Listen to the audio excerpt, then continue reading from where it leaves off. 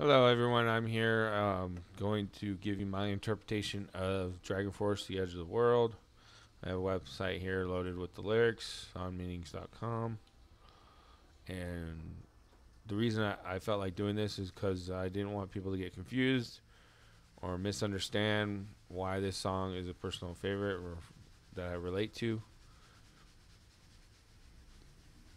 And I'm not going to I don't believe in any specific claims of myself. It's just something that I feel I can relate to. So right here we have end times of fear and mystery. When the gods had ruled the earth, sound the bells of victory, the sign of our rebirth.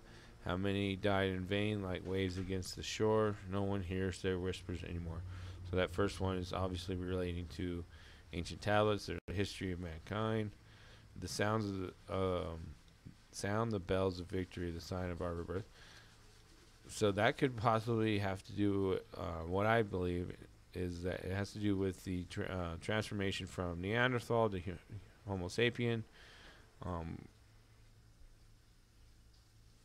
the birth of music, or the earth making noises, the sun going off, a flare, all kinds of positive things there possibly, or devastating things. Sign of our rebirth.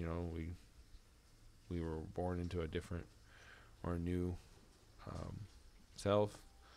How many died in vain, like waves against the shore? That's pretty self-explanatory with people dying and waves. No one hears their whispers anymore. You know, whisper obviously relates to something you're telling someone that you don't want anyone to know. So no one hears it anymore. So what was it? What was it exactly like? Who knows? Lost like the hope in the battle we fought through the cold and the rain. Gone like the years in the shadows of pain. Unknown. It's unknown. Lost like the hope in the battle we fought. Uh, that could be a reference to the struggles that humanity went through to get to where we are. Also could be interpreted as um, constant battle for peace or happiness or not having stress. That's where the through the cold and rain comes from. It obviously causes stress, survival, all that good stuff, hard stuff, whatever. Depends on your feelings. It's like the years gone, like the years in the shadows of pain. The the experiences that we've gathered throughout time. I've seen through the eyes of the dead and suffered for them time and again, granted with immortality, the price for the Savior of humanity. So to see through the eyes of the dead, your ancestors, your reincarnation. If you don't believe in reincarnation, DNA records the experiences and suffered for them time and again. That's a struggle to. So that somebody has to go through something for the rest of humanity to get it. Like standing up for the rest and dying, or in battle, or um, getting something accomplished, for things to line up for change of the better. Granted immortality, obviously energy never dies. Possibly reincarnation again. For me, it is the price and for the Savior of humanity. So having to do it over continuously. For me, my interpretation of Thoth, and then Jesus, I think it's possibly maybe the same person over and over again, or some kind of a energy attachment or force that is connected to the source or creator Rise from the ashes of mankind, he walks into the fire with the fate of us all in his hands, and the sadness fills his eyes, the prophecies of Babylon, as he stands at the edge of the world. So rise from the ashes, dusk. We come from dusk until dust until, and then we, go back to dust. And then he walks into the fire. Jesus went to hell for 3 days. Fell out the emerald tablets talks about, going towards the light or the flame, with the fate of us all in his hands. Once again, someone, so for instance, somebody like makes electricity, right? And then someone steals their patent or buys their patent, but the person who actually benefits from it isn't the original creator of it. So there may be some sadness in the person who actually did it. Also, Jesus cried the night before he had to be crucified. So the prophecies of Babylon is pretty self-explanatory.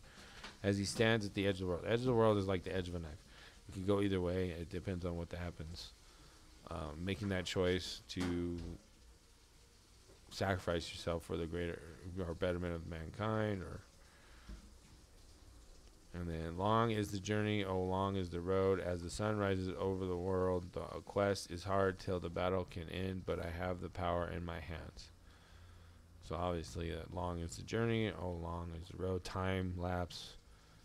As the sun rises over the world, from sun rises in the east over the world to the west. The quest is hard till the battle can end. So it's a constant struggle until we reach. That could be for some like they want an end to all, so they can just be energy forever. That's not my feeling on that. I tend to interpret that until we have achieved an enlightenment age, I guess, where there is no individual struggle for the few on top, many struggle on the bottom and do all the hard work for the boss that just has a good time cashing in. But I have the power in my hands.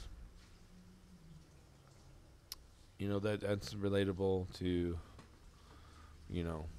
one man can change the world, as I like to say it. A lot of people get their egos all bunched up and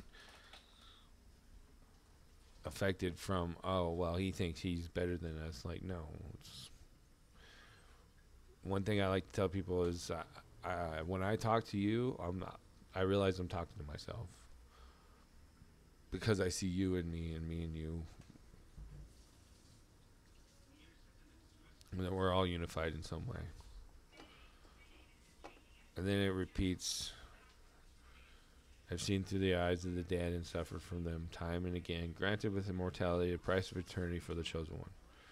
Rise from the ashes of mankind, he walks into the fire, and the fate of us all in his hands, and sadness fills his eyes, the prophecies of Babylon, as he stands at the edge of the world. And then at that point in the song, it transfers over to a way different. Like this first part of the song is all nice and it's not very hard, or that this part of the song it transfers over, and you can tell that there's obviously some energy flux, and it gets really heavy, and the voice isn't all nice. It's very metalistic or metal type of genre, that deep growl or not standard singing, standard or melodic singing, let's say. It gets into that heavy metal type of singing. So it obviously transfers from all nice and singing about something good into dark perhaps evil response to what was being said earlier. So it's kind of like giving you the idea that here's the beautiful light, and then here comes darkness. Hey, or evil responding to what was being said previously in the song.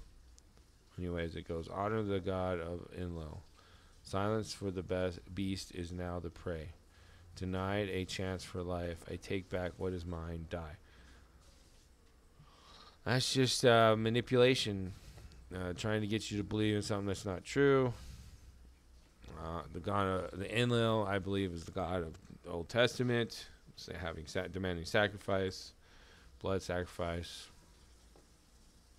And it also gets into my belief about how the Naga have manipulated the Anunnaki, and eventually now the Anunnaki are extinct because their DNA has been transferred over to the Draconians. That's why you have the royal white Draconians, because the Anunnaki are now the royal Draconians. They're not the original Anunnaki. So in a sense, you can say that they're extinct. And you know, they call us the beast, but they're the beast. Denied a chance. You know, it's the typical strategy of evil people is to put your negative, or put their negative connotations onto you and get you to believe that you're the negative one, and to believe that, you know, it is in their right and power to take back that and kill you for it. Wrath, we rule the skies. Obviously, Enlil was the bird, the symbol evil, and Enki was the snake. So in that, and I tend to believe that, you know, they were working together. So the snake is the Naga, and they're obviously Draconian. Enlil is probably the head of all that, Draconian, and Enki is now with the Dweller, or merged with the Dweller, or like Stranger Things, the Mind Flayer. Kind of like, you know, in spoiler, in Stranger Things season 3, Billy, I see that Billy is Enki personification. You know, he's doing some messed up stuff, but, you know, he feels bad, and it's not necessarily free will that he's under. May the rain cleanse and wash away and perfect these creations of mine. Corrupted by greed, they shall pay. That's pretty self-explanatory. More manipulation. Chosen, saved from death's embrace. They're jealous and upset that you're getting. Humanity has so much influence and power over the universe, and they don't want that. They want it for themselves. They don't want they want to keep you under control, they want their foot continued to be on your neck.